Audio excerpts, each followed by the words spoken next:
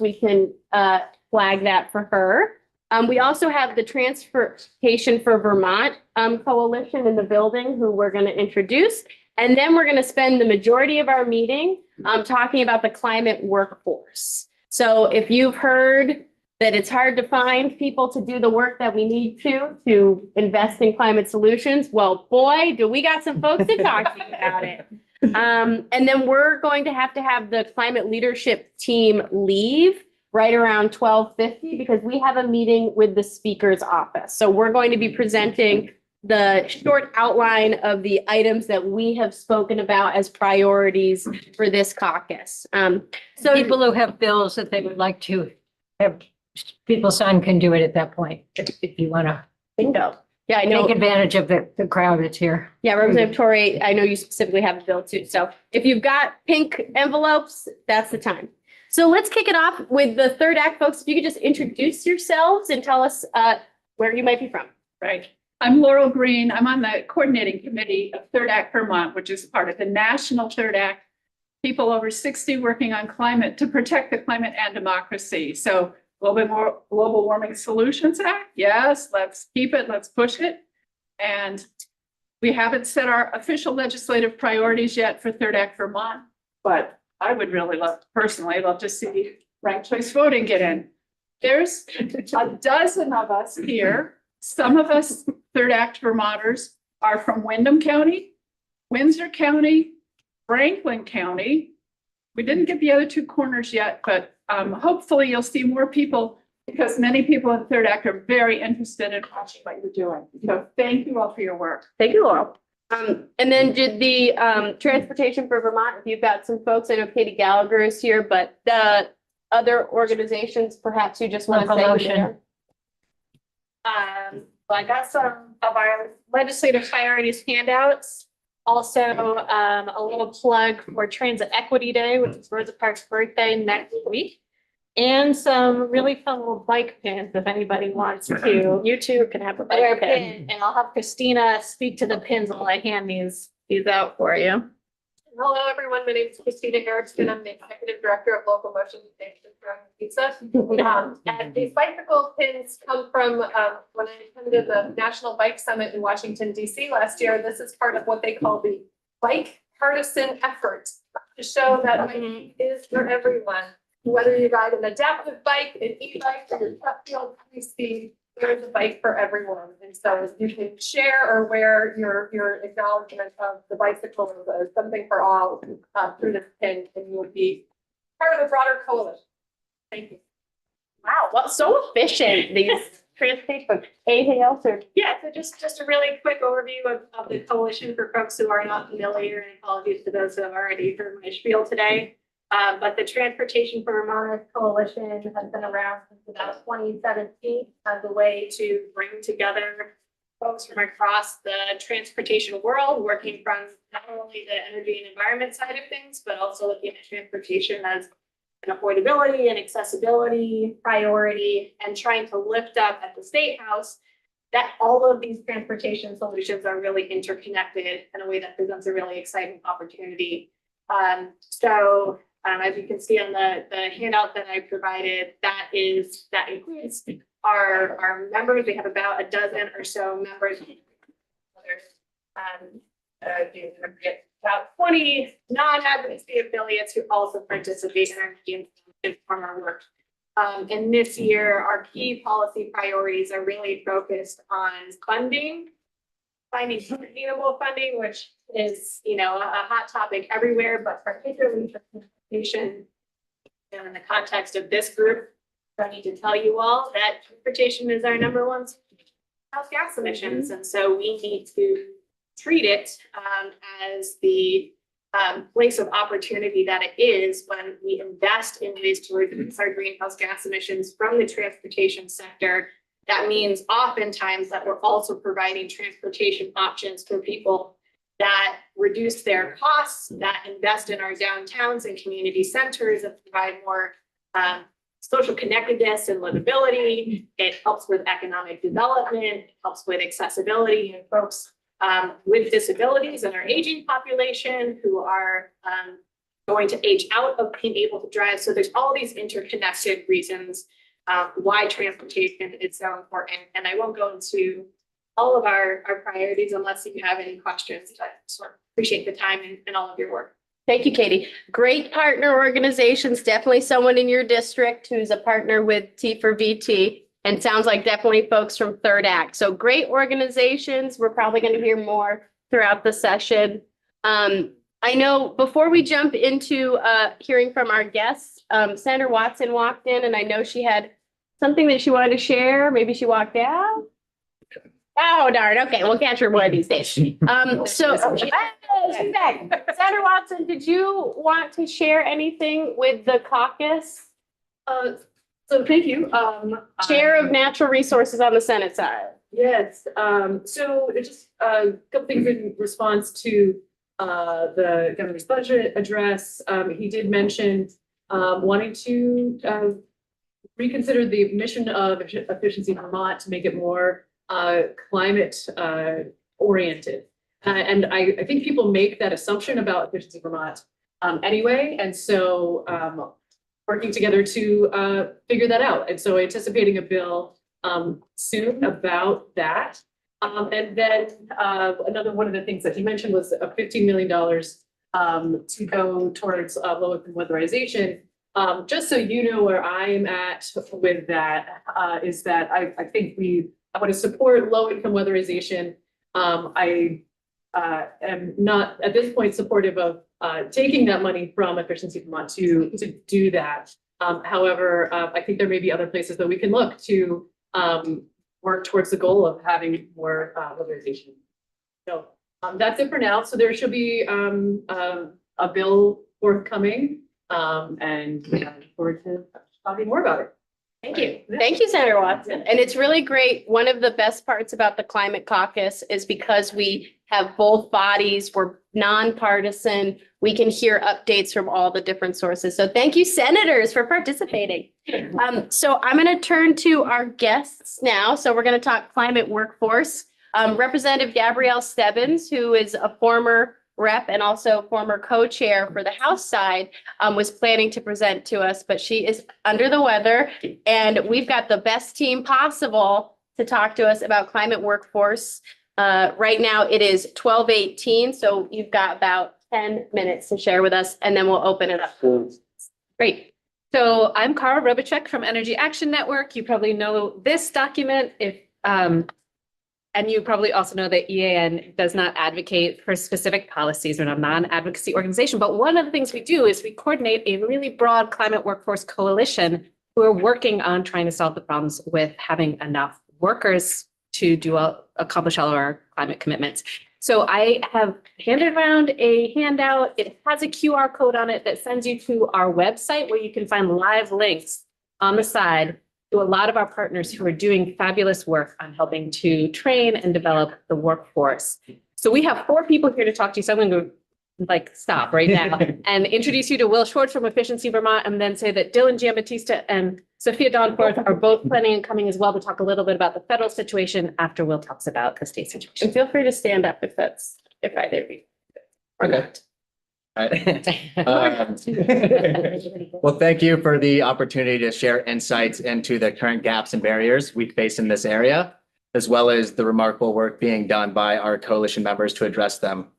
As you know, Vermont has set ambitious goals to address climate change, and achieving these goals not only requires technological innovation and policy alignment, but also a robust and skilled workforce to implement these solutions. From renewable energy projects to weatherization efforts, from sustainable agriculture to green building, the demand for a skilled workforce is growing, but so too are the challenges we are meeting to meet this demand.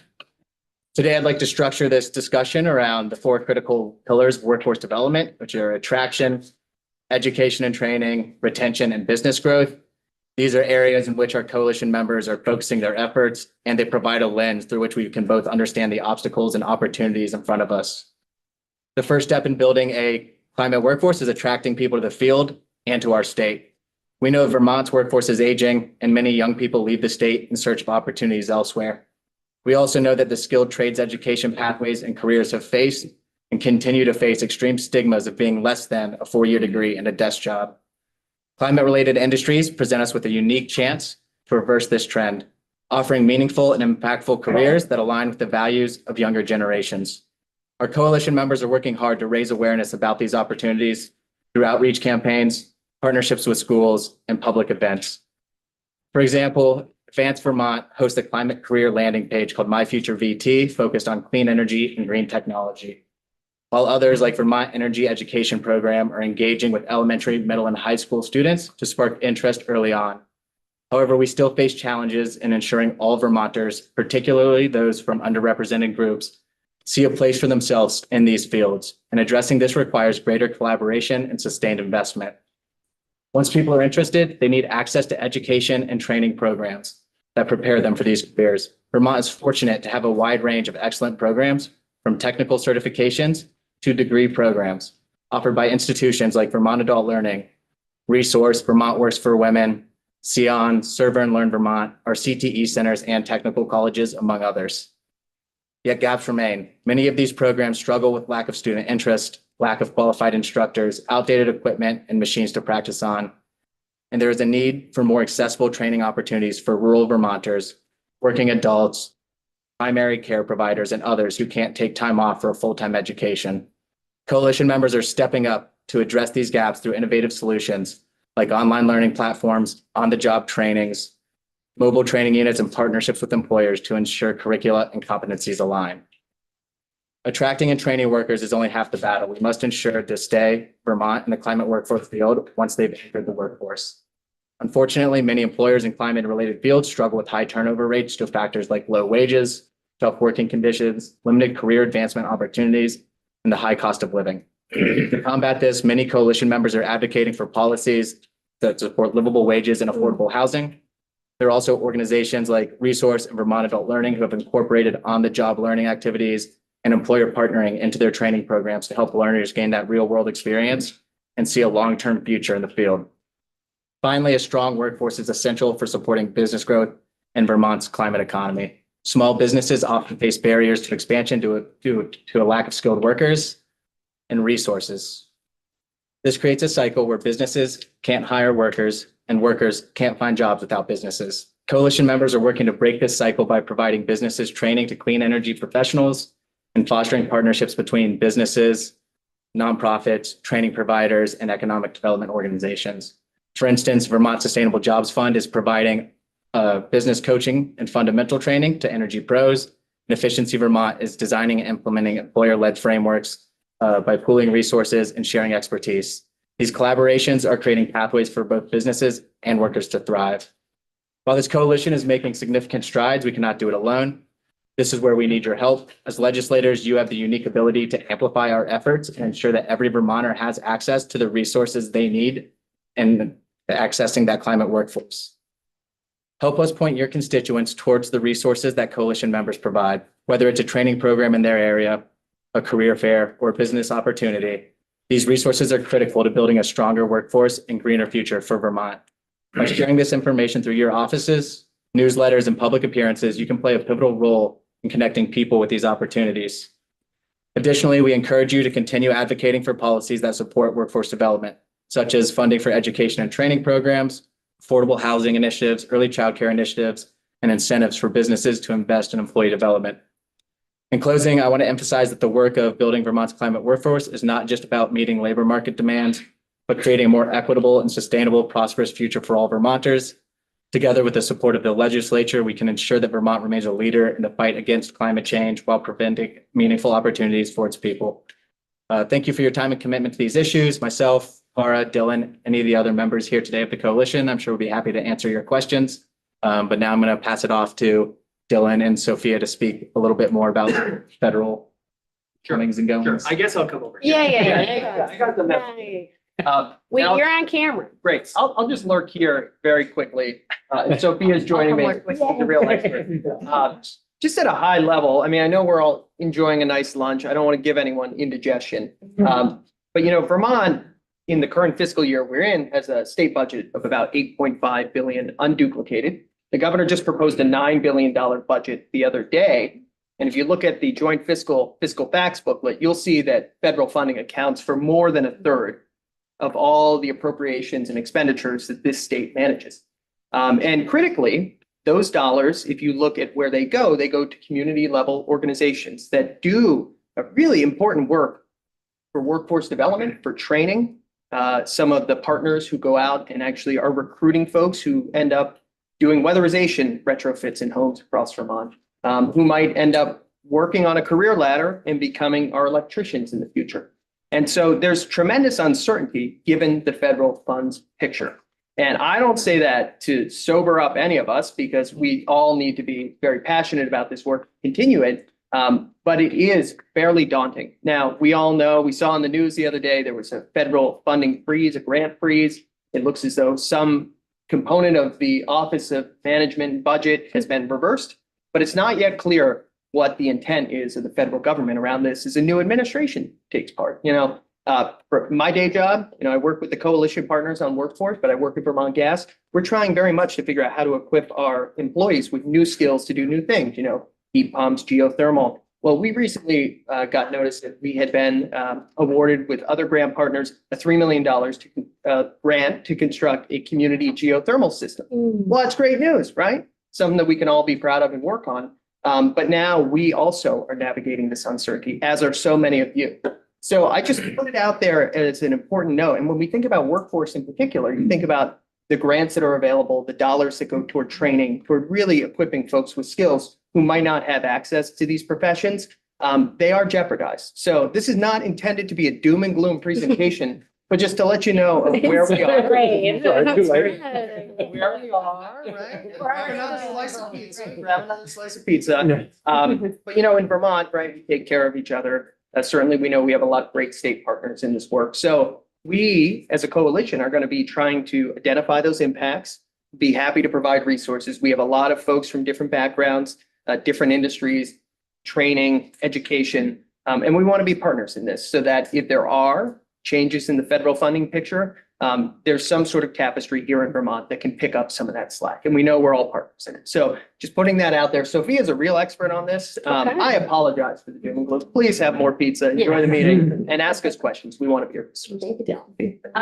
So we met just briefly on Monday morning preparing for this, and there was a request that somebody from a training organization share what's going on. And so I'm talking about VEEP's part in this, the Vermont Energy Education Program, which is quite small, but we are out there trying to spread the word about these jobs to folks in K-12 because we have to start them early.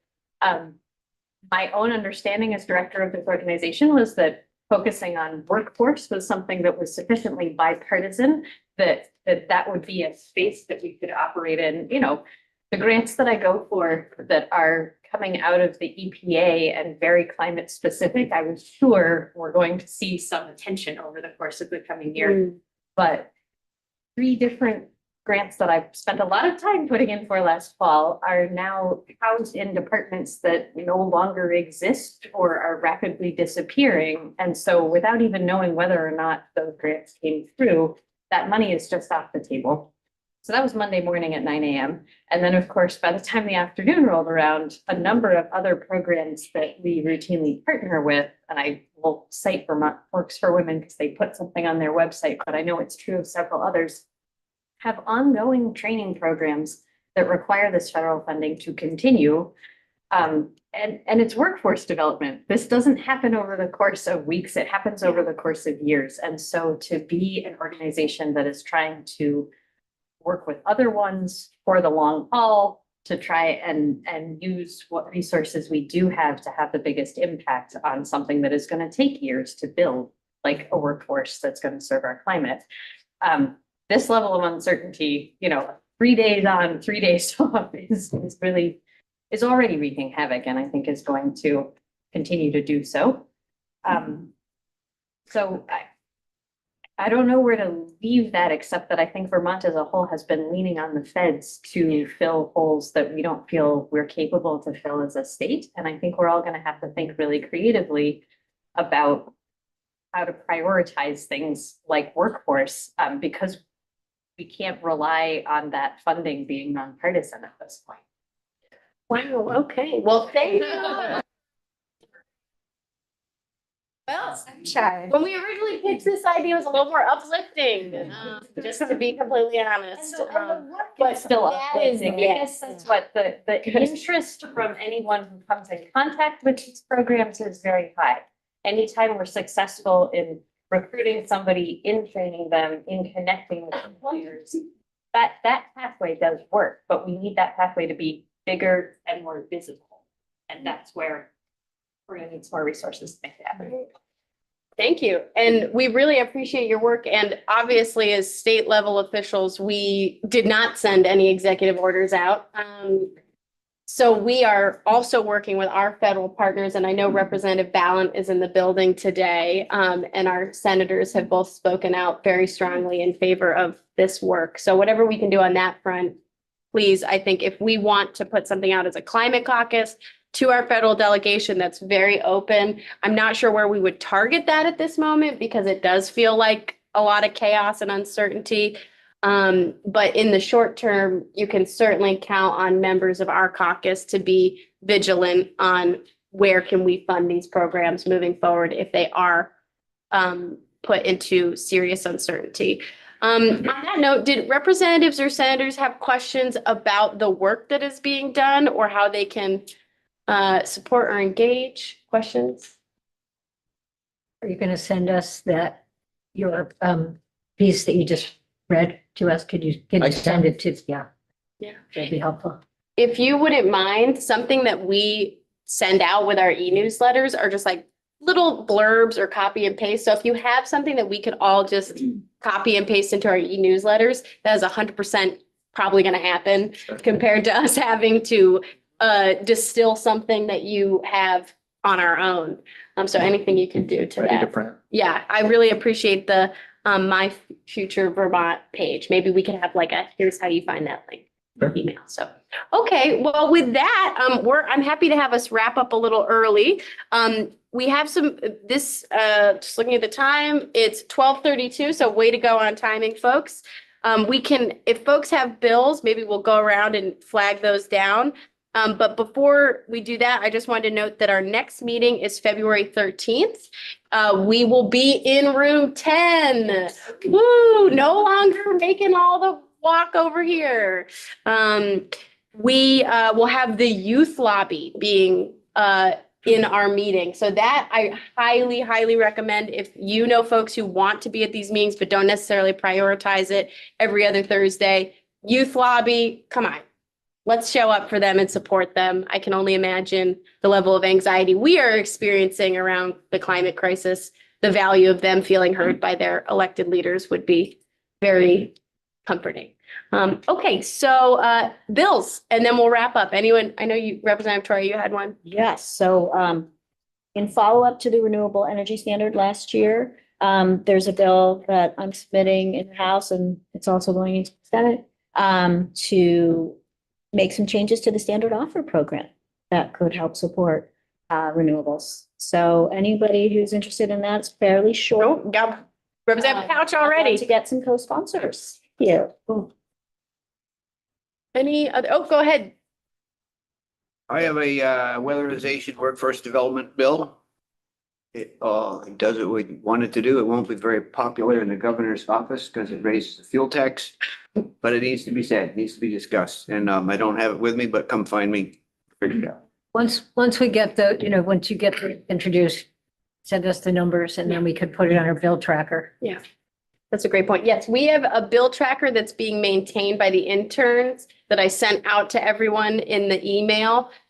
We've also started to track bills that we are in deep opposition to, which include I think it's 16, which is the repeal. Well, I don't really know what that bill does, but let's be honest, they don't like the clean heat standard. That's the point of the bill. Or we- GWS. Or the GWSA. And So the private right of action, I think. yeah. Cool. Any other bills that people, I do. go ahead. I have one, I just introduced, H-125, which is relating to reporting on the energy transition. So asking the administration to monitor and report to the legislature on, what's happening across the state as, the energy transition is happening. And I know that there will be a bill coming out from transportation folks. You may have heard it before. The acronym is CURTS for Kurt McCormick, Representative Kurt McCormick, creating a unified resilient transportation system. So we're hoping that if you are not on transportation, but you want to see that CURTS reality, that you'll sign on when we release the bill. Okay, I think that's everything for today, unless I'm missing anything. We are going to speak to the Speaker of the House, now the leadership team. And Representative Ballant might be still giving a press conference. I think that's what she's doing. Yeah. Isn't that happening? And Representative Ballant, if you're interested, is doing a press conference at, I believe, 12:15 and then probably till 1 on immigration and how do we respond to the threats of mass deportation. Another really light topic, if you want to go to that one. So thank you, everybody. Thank you, local motion, Vermont. Thank you, Cara. Thank you.